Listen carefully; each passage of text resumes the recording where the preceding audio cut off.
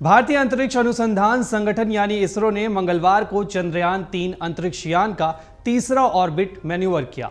इसरो ने कहा कि चंद्रयान-3 की तीसरी कक्षा को सफलतापूर्वक बदल दिया गया है। वहीं राष्ट्रीय अंतरिक्ष एजेंसी मुख्यालय ने कहा कि ऑर्बिट मैन्यूवर की अगली प्रक्रिया को 20 जुलाई को दोपहर 2 बजे से 3 बजे के बीच अंजाम दिए जाने की योजना है। फिलहाल इसरो ने यह नहीं बताया कि दूरी में कितना बदलाव किया गया है। ये जितना आसान लगता है उतना ही नहीं है। चंद्रयान-3 को कई तरह की दिक्कतों का सामना करना पड़ रहा होगा। तो ऐसे में आइए जानते हैं कि ऐसी कौन सी समस्याएं हैं जो चंद्रयान-3 इस समय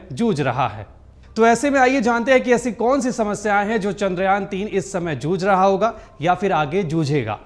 पहली दिक्कत, कोई भी सैटेलाइट या स्पेसक्राफ्ट तेजी ग्रेविटी के खिलाफ जाना चाहता है। ग्रेविटी उसे रोकती है। सैटेलाइट को धरती की ग्रेविटी से बचने के लिए कम से कम 40,233 किलोमीटर प्रति घंटा की गति बनानी पड़ती है।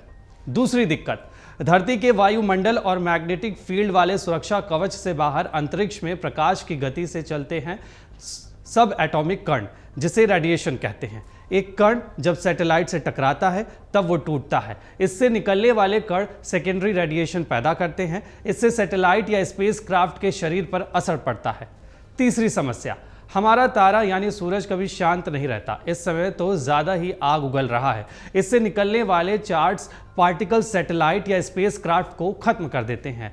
तेज जियोमैग्नेटिक तूफान से यानी सौर तूफान से सैटेलाइट के यंत्र खराब हो सकते हैं या वो फट सकते हैं। सैटेलाइट्स पर सुरक्षा के लिए कवर लगा रहता है, लेकिन सूरज से निकलने वाले तीव्र चार्ज पार्टिकल्स कवच को खराब कर सकते हैं।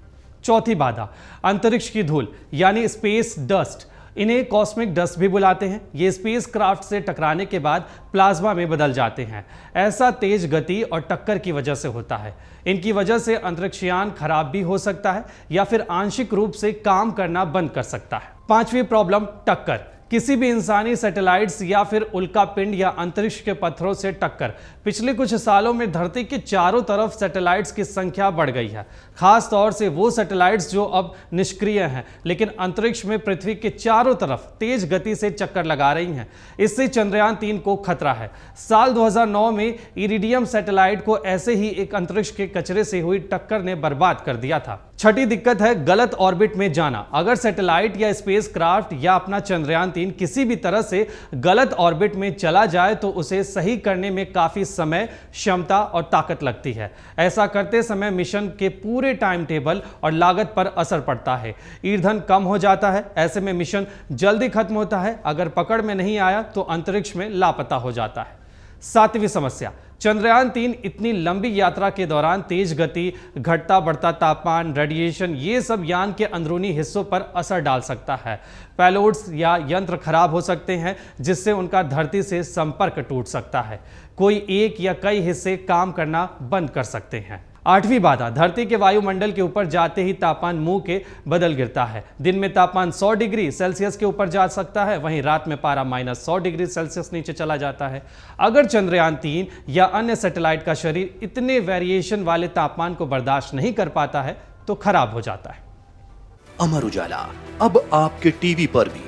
अपने स्मार्ट टीवी पर YouTube पर सर्च करें अमर उजाला, चैनल सब्सक्राइब करें और देखें ताजा खबरें, वो भी HD क्वालिटी में। और हाँ, बेल आइकन दबाना ना भूलें ताकि हर खबर हो आपके घर। अमर उजाला, निष्पक्ष, निर्भीक, निरंतर।